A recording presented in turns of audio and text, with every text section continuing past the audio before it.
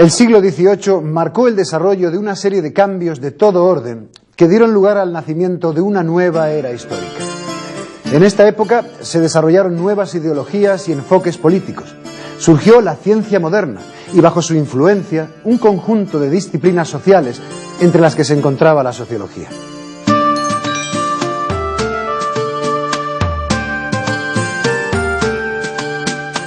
Pero, ¿cómo se produjeron todos estos cambios? ¿Cuáles fueron los factores sociales e intelectuales que hicieron posible el desarrollo de la sociología en esta nueva era histórica? Primero fue el cambio de las ideas, la apertura de las mentes a nuevas posibilidades y concepciones sobre el hombre, la naturaleza y el Estado. Fueron los tiempos del Renacimiento, de la Ilustración y el inicio de una nueva forma de pensamiento científico.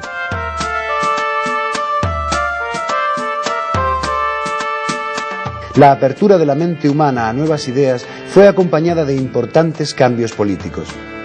Con Maquiavelo y el surgimiento del Estado moderno, apareció una nueva manera de entender la política como un arte, como un conocimiento autónomo de la moral, hasta entonces dictada por la Iglesia Católica. No como un saber amoral o inmoral, sino como un saber específico, autónomo.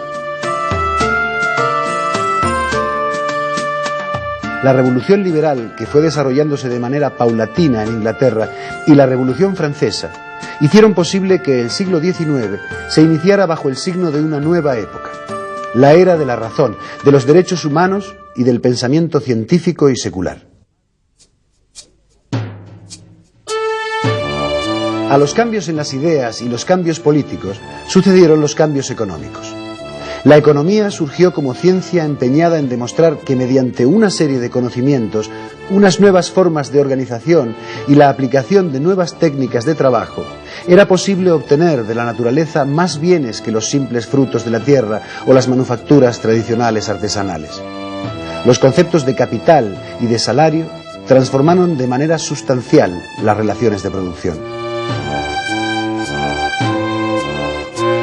La revolución industrial dio lugar de esta manera al inicio de una nueva época que, a la par que puso en marcha enormes recursos productivos, impulsó una transformación radical del orden social.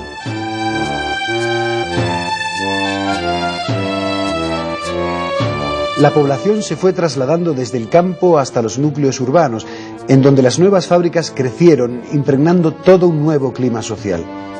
En pocos años, millones de seres humanos cambiaron de lugar de residencia, de forma de trabajo, de estilos de vida, de costumbres y de ideas.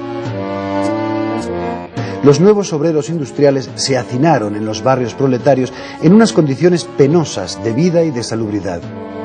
Con unas jornadas de trabajo de 10 y 12 horas diarias, con una grave explotación de mujeres y niños y con una nula atención a las condiciones de higiene y seguridad en el trabajo. En poco tiempo, la llamada cuestión social se convirtió en un foco de atención prioritario en todo el pensamiento social, desde los teóricos socialistas hasta papas como León XIII, que en su encíclica Rerum Novarum denunció las consecuencias negativas del nuevo orden económico. Algo fallaba en aquel nuevo contexto social. Era como si el agua le faltara al pez, se enturbiara, o el aire se hiciera irrespirable para un ser vivo en tierra firme. Faltaba un contexto social estable. La sociedad estaba en crisis. Por ello, pensadores de uno y otro signo volvieron su atención al estudio de lo social.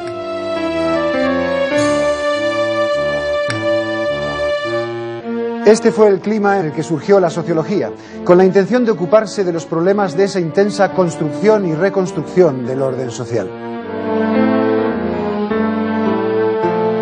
En 1839, Augusto Comte propuso públicamente calificar a la nueva ciencia como sociología, recurriendo para ello a una doble genealogía, latina socius y griega logos, como recordatorio de las dos fuentes históricas de donde surge la civilización moderna.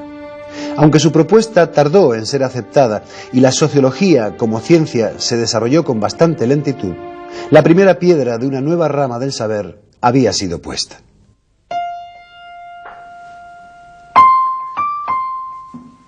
La sociología surgió en el curso de una especialización progresiva de los saberes, en unas sociedades cada vez más complejas, más abiertas, más seculares y más cambiantes.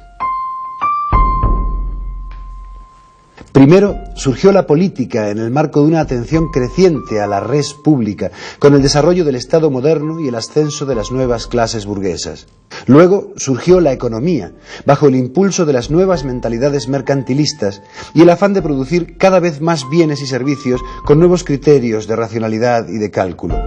Finalmente surgió la sociología como rama del saber que intentaba llegar allí donde las otras ciencias sociales no habían llegado, al núcleo de las propias relaciones sociales, más allá de la esfera de lo económico y de lo político.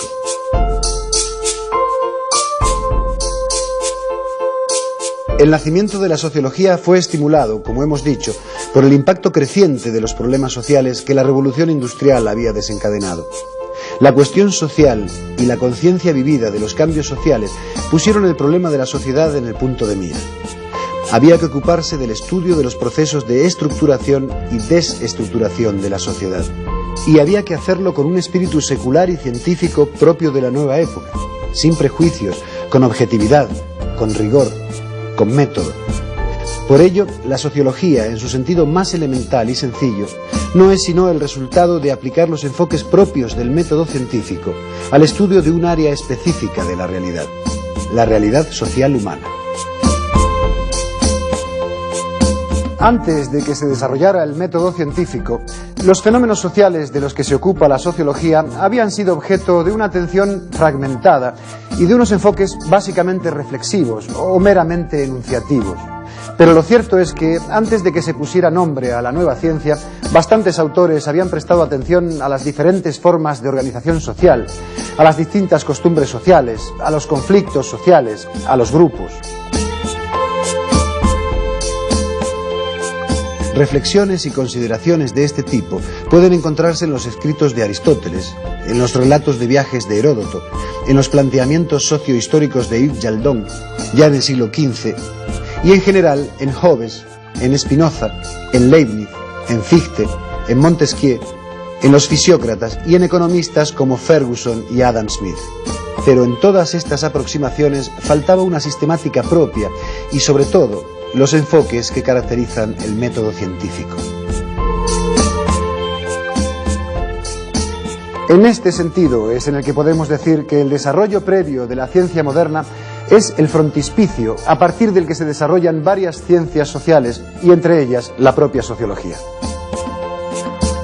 Una muestra clara de esta ligazón la tenemos en el mismo hecho de que durante varios años Saint-Simon, Augusto Comte y otros analistas sociales se refirieron a la nueva ciencia con el nombre de física social, nombre que se siguió utilizando hasta que la nueva expresión de sociología, propuesta por el propio Comte, acabó siendo aceptada mayoritariamente.